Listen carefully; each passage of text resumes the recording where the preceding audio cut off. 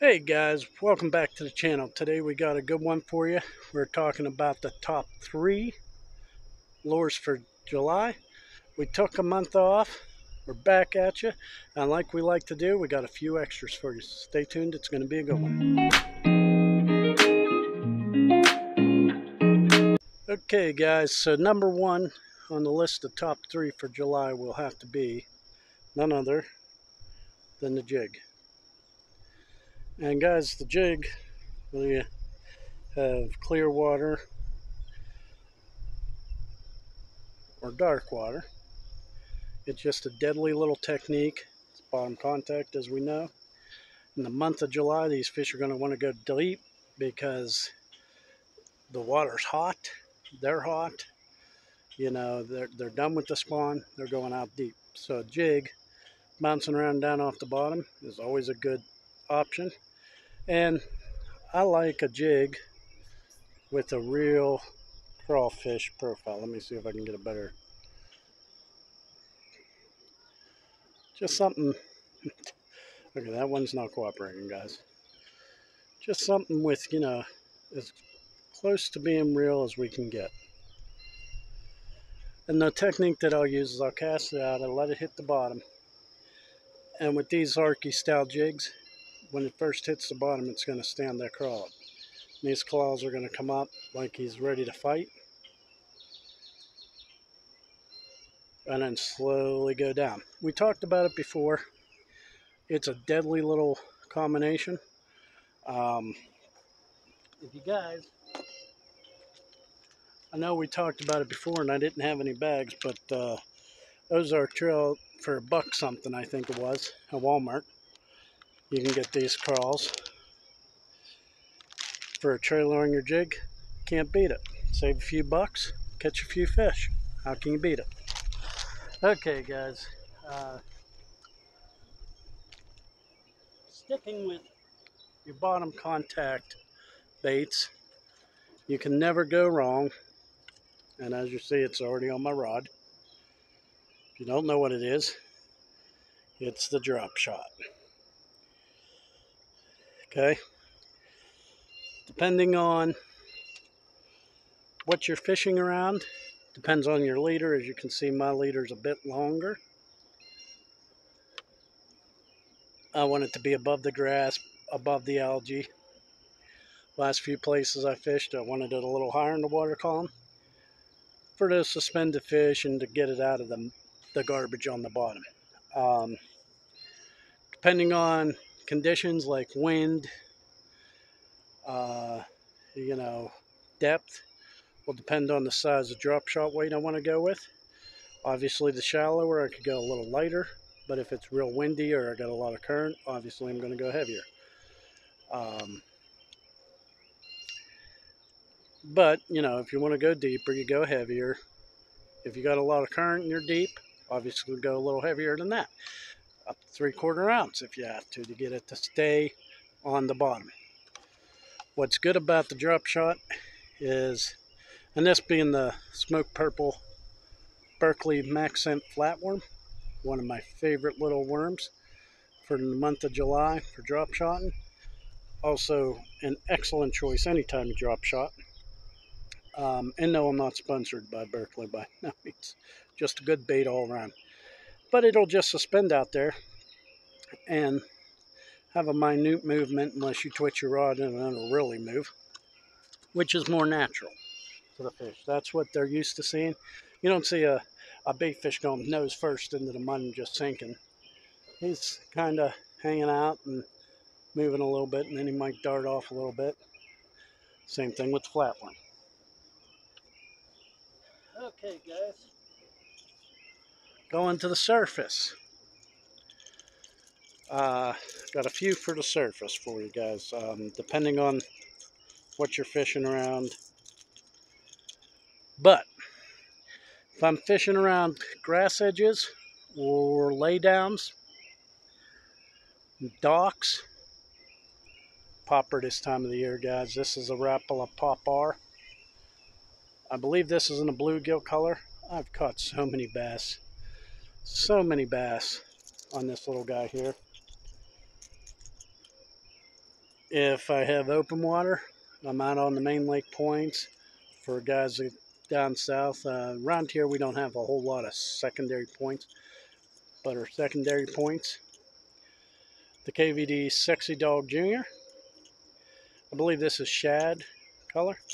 You can go clear. Again, the only time I'm going to work this guy is when the water's calm, like a mirror, and then I'll walk him. I'm going to walk him out in the open water off those points, ledges, um, above stumps that I know are down, maybe suspended fish. I'm going to use this guy around docks, laydowns, submerged, like cypress trees standing out of the water. Old dock pilings, excellent choice. Sticking with the top water. Guys, I can't stress enough, and I fish around a lot of grass, so we probably already know where I'm going with this. Hollow body frog. This being the Trash Panda by 13 Fishing. I picked these guys up. I figured to give them a shot. They look good. I've heard a lot of good things about them. Those hooks are super sticky. But I'll let you in on a little secret. Ollie's, $5.99. Guys, a black frog at night or early morning, or anywhere where the water's darker is an excellent choice. But it'll work in clear water too, in cloudy days and stuff. But then when I'm in that, I'm going to fish that on top of mats like your hydrilla mats, your lily pads, any kind of grass that mats up. I'm going to be fishing that, walking it across the mat, find a hole. This usually indicates there was a bass there that blew up. I'm going to walk them, just 1-2 walk, stop them. There's bass under there, trust me. If there's one that's interested or happens to be close to that hole and's been eyeballing that frog on across the mat, he's going to explode on it. For you guys that haven't watched the frog video, please remember, it is not like topwater fishing in general. He comes up, he grabs it, you're reeling down that 3-second rule. Then you set the hook. I have a video and bass fishing techniques, talks about frog fishing. If you're not real familiar or you want to get better at it, check that video out. If I'm in open water though, and I want to use a popper, but I need something maybe like I want to get a little closer to that lay down or something, a popping hollow body frog. Notice the bottom, guys. This is the important part. This and this doesn't matter as much. It's always about the bottom. This is for catching fishermen. This is for catching fish. I like my whites, my browns, my blacks on the bottom. Guys, the more natural, the more likely you're going to get some action. And again, Ollie's for $5.99. Let you in on a little secret. That's the 13 Fishing Trash Panda. Okay, guys, I promised a couple doozies. We've gotten through most of them. The last one I want to talk to you about is one of my favorites. It's one of my favorites. If you got a lake has shad in it, and or smaller bluegill, you can't go wrong with the Storm Largo shad.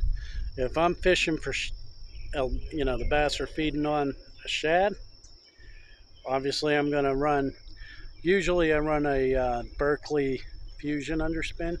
I have a few different ones. We've discussed that in underspin video, but I'm going to run some kind of underspin. This little lure here, it's got great action. It's got great profile. And with that underspin, it just mimics a shad flipping over, giving a shine. Couple of my favorite colors, obviously bluegill,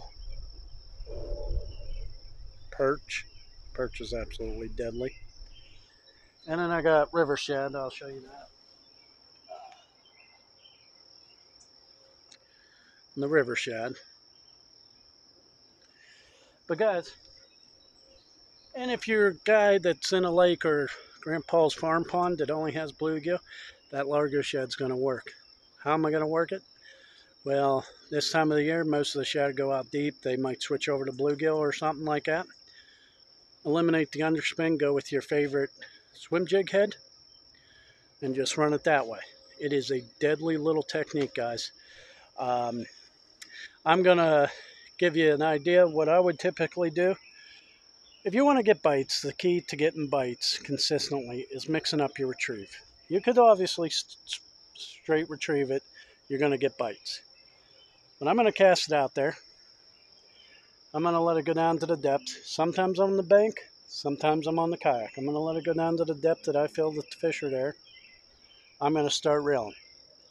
I'm going to experiment with the speed of retrieve, okay? But I'll say I usually start with a medium reel, and then I might just kill it. 4, 5, 6 spins of the reel. Kill it. Let that minnow swim down like he's dying. Then pick it up. Maybe 3 or 4 this time, then kill it. If I'm getting bites, okay. If not, I might try medium retrieve, and then fast burn it. And a couple reel handles. Go back to medium retrieve and burn it. If that doesn't work, maybe they want it burning and then killing it. Guys, I talked in a video not too many videos back. I think it was the last video. Don't be afraid to use your imagination. Creativity will surprise you. Same thing with your retrieves.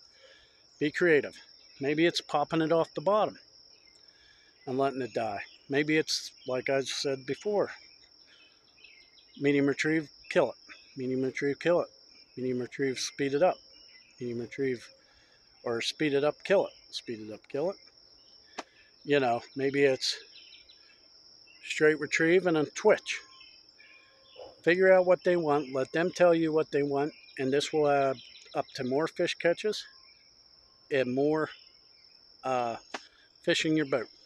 All right, guys. Well, I hope you liked this one. If so, hit that like button. If you haven't subscribed, please consider doing so. It helps out the channel tremendously and just lets me bring more content to you guys.